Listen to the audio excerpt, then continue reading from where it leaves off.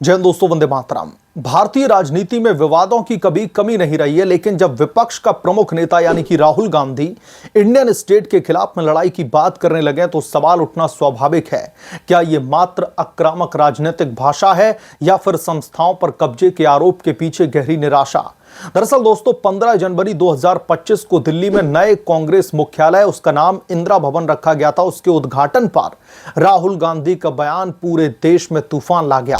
अब इलाहाबाद के हाईकोर्ट ने दोस्तों इस बाबत राहत दे दी है, लेकिन ये राहत कांग्रेस पार्टी की बार बार की विवादास्पद हरकतों पर सवालिया निशान मिटा नहीं पा रही है। और हाईकोर्ट का यह फैसला राजनीतिक गलियारों में भूचाल लेकर के आ रहा है, ये लोगों को परेशान करने वाला है। दरअसल राहुल गांधी ने उस दिन कहा था कि हमारी लड़ाई राष्ट्रीय स्वयंसेवक संघ, भारतीय जनता पार्टी और इंडियन स्टेट से है। उन्होंने आगे कहा था कि बीजेपी और आरएसएस ने देश की हर एक संस्था पर कब्जा कर लिया है, चाहे न्यायपालिका हो, मीडिया हो या फिर दूसरी संवैधानिक संस्थाएं। इसलिए अब लड़ाई सिर्फ दो संगठनों से नहीं बल्कि इंडियन स्टेट से भी है। बीजेपी ने दोस्तों इसे तुरंत देश विरोधी करार दिया था और कई नेताओं ने तो इसे सेडिशन यानी देशद्रोह के दायरे में आने वाला मामला बताया था। आम जनता ने भी दोस्तों इस बाबत बहस छेड़ दी थी कि क्या एक नेता संस्थाओं को दुश्मन बता सकता है या फिर यह लोकतंत्र में स्वतंत्र आलोचना का एक हिस्सा बन चुका है। यह बयान दोस्तों इतना ज्यादा राहुल गांधी का विवादों में गिर गया कि इसके खिलाफ में सिमरन गुप्ता, जो कि हिंदू शक्ति दल से जुड़ी हुई हैं, उन्होंने संभल की चंदौसी कोर्ट में निगरानी याचिका दायर कर दी और पुलिस को राहुल गांधी के खिलाफ में एफआईआर दर्ज करने का निर्देश मांगा। चंदौसी कोर्ट ने नवंबर 2025 में याचिका को सिरे से खारिज कर दिया। सिमरन गुप्ता ने दोस्तों फिर इलाहाबाद हाई कोर्ट में इस फैसले को चुनौती दी। 8 अप्रैल 2026 को इलाहाबाद हाई कोर्ट में सुनवाई इस बाबत पूरी हो गई थी और जस्टिस विक्रम डी चौहान की सिंगल बेंच ने दलीलें सुनने के बाद में फैसले को सुरक्षित रख लिया था। याचिकाकर्ता की मुख्य दलीलें थी कि बयान सार्वजनिक भावनाओं को आहत करता है, यह सेडिशन और एंटी नेशनल है, देश को अस्थिर करने की एक तरीके से कोशिश है। राहुल गांधी ने दोस्तों इंडियन स्टेट को ही विरोधी बताया, जो कि लोकतंत्र की जड़ों पर प्रहार है। अब हाईकोर्ट ने दोस्तों उनकी इस याचिका को सिरे से खारिज कर दिया है। जस्टिस विक्रम डी चौहान ने महत्वपूर्ण टिप्पणी की कि संसदीय लोकतंत्र में सरकार की नीतियां या फिर कार्रवाइयों की आलोचना न सिर्फ अनुमत है बल्कि आवश्यक भी है। एक निर्वाचित नेता की लड़ाई शब्द विद्रोह या फिर उकसावे का मतलब नहीं रखता बल्कि तीव्र राजनीति की वकालत करता है। दोस्तों यहां पर समझने वाली बात यह है, कोर्ट का वर्डिक्ट सराखों पर है, लेकिन जब राहुल गांधी ये कह रहे हैं कि we are not only fighting with BJP and RSS, we are fighting against the Indian state, इसका मतलब क्या है? क्या यह सीधे भारतीय राज्य से लड़ाई की बात नहीं है राहुल गांधी की? दोस्तों कोर्ट ने भारतीय न्याय संहिता की धारा 152, जिसके तहत याचिका में आरोप लगाया गया था, उसके तहत कोई भी मामला बनता नजर नहीं आ रहा है, इस तरीके की बात कोर्ट ने कही है। कोर्ट का फैसला स्पष्ट है कि राजनीतिक भाषा को अपराध की श्रेणी में नहीं डाला जा सकता जब तक कि वो स्पष्ट रूप से हिंसा या फिर विद्रोह को नहीं उकसाता। राहुल गांधी को कानूनी राहत मिल गई है, ये लोकतंत्र की उनके हिसाब से जीत हो सकती है, क्योंकि अभी फैसला उनके फेवर में आया तो अभी लोकतंत्र की वो जीत बताएंगे। कोर्ट में उनका न्यायपालिका में उनका भरोसा बढ़ेगा, अभिव्यक्ति की स्वतंत्रता की बात करेंगे। लेकिन दोस्तों कांग्रेस पार्टी को ये आईना देखने के समय आ चुका है कि पार्टी बार बार ऐसी बयानबाजी करती है जो ध्रुवीकरण पैदा करती है। संस्थाओं पर कब्जे के आरोप लगाते समय कांग्रेस पार्टी खुद को उन संस्थाओं यानी कि चुनाव आयोग, अदालतों, मीडिया पर सवाल खड़े कर देती है, लेकिन जब फैसले उनके खिलाफ में जाते हैं तो क्या ये दोहरा मापदंड नहीं है? जब कांग्रेस पार्टी सत्ता में थी तब संस्थाओं की स्वायत्तता पर कितना ध्यान दिया गया। आज इंडियन स्टेट से लड़ाई की बात करके क्या पार्टी युवाओं में निराशा और अलगाववाद पैदा नहीं कर रही है? किस तरीके से राहुल गांधी जेनजीज को कहीं ना कहीं भड़काने की कोशिश करते, ये किसी से छिपा नहीं है। कांग्रेस पार्टी को समझना होगा कि विपक्ष की भूमिका आलोचना करना है, लेकिन राज्य को दुश्मन बनाना नहीं।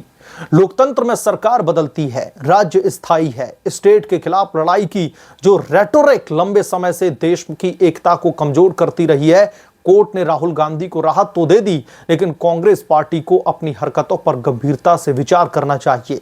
राजनीति में आक्रामकता ठीक है, अपने विपक्षी खेमे को सवालों के गठघरे में खड़ा करना ठीक है, लेकिन जब वो संस्थागत विश्वास को तोड़ने लगे तो ये लोकतंत्र के लिए खतरा भी बन सकता है। राहुल गांधी युवा नेतृत्व का प्रतीक बताते हैं अपने आप को। उन्हें सकारात्मक विकास और उन्मुख एजेंडे पर फोकस करना चाहिए, न कि ऐसी बयानबाजी पर जो हर बार कोर्ट तक लेकर के जाती है। उन्हें देश को मजबूत विपक्ष चाहिए, न कि संस्थाओं से लड़ने वाला विपक्ष। कोर्ट का फैसला याद दिलाता है कि कानून की सीमाएं हैं, लेकिन नैतिक और राजनीतिक जिम्मेदारियों की कोई भी सीमा नहीं होनी चाहिए।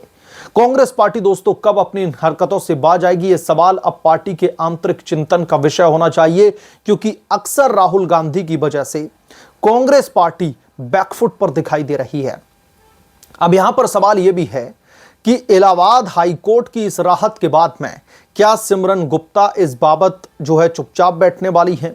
क्योंकि राहुल गांधी का ये कि हमारी जो ये उनका बयान है कि हमारी लड़ाई सिर्फ बीजेपी और आरएसएस तक सीमित नहीं है, we are fighting against the Indian state, यानी कि उनकी भारतीय गणराज्य जो है उससे भी लड़ाई है। क्या इस स्टेटमेंट को अब इलाहाबाद हाईकोर्ट के फैसले के बाद में वो यहीं पर छोड़ देंगी, या फिर दूसरी तरफ एक ऑप्शन कानूनी खुला हुआ है? सिमरन गुप्ता के पास में मौका है कि वो सुप्रीम कोर्ट की दहलीज पर जाकर के न्याय की गुहार लगा सकती हैं।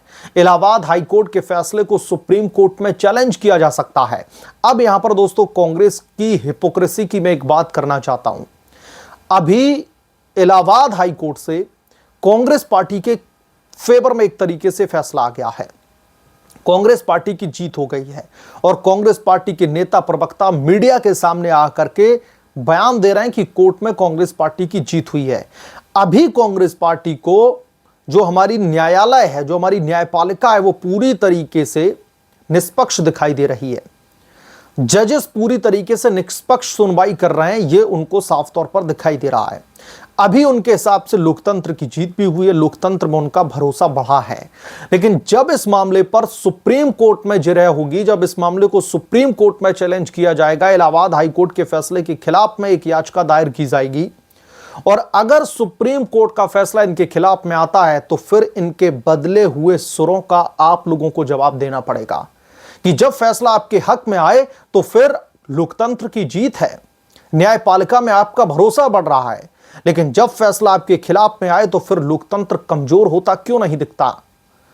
अब सवाल यह भी उठता है कि कोर्ट के फैसले से लोकतंत्र कमजोर नहीं होता, लोकतांत्रिक व्यवस्थाएं कमजोर होती हैं राहुल गांधी के इन बयानों की वजह से।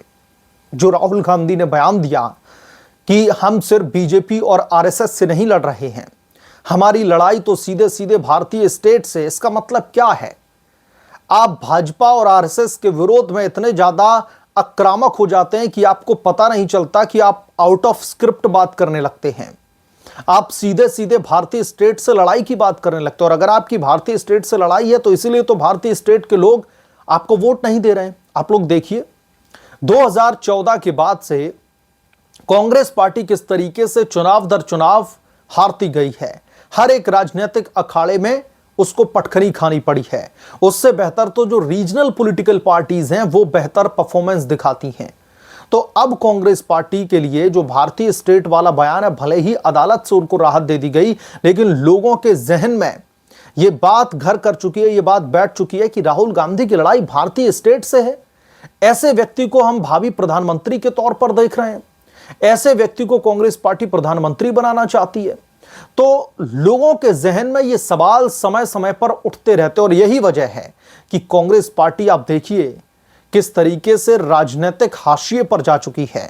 और राहुल गांधी के नेतृत्व में तो कांग्रेस पार्टी इतने इलेक्शंस आ रही है जिसकी आप अगर गिनतियां उंगलियों पर करने बैठ जाएं तो उंगलियां कम पड़ जाएंगी।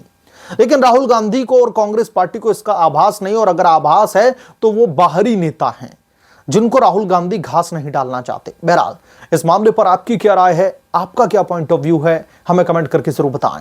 जल्द मिलूंगा किस दूसरे बड़े अपडेट के साथ में, तब तक के लिए धन्यवाद। अगर आप लोग चैनल पर नए हैं तो प्लीज चैनल को सब्सक्राइब करें, साइड बने बेल आइकन को जरूर प्रेस करें ताकि जब भी मैं कोई बड़ी खबर लेकर के आऊं तो इसकी जानकारी सबसे पहले आपको मिले।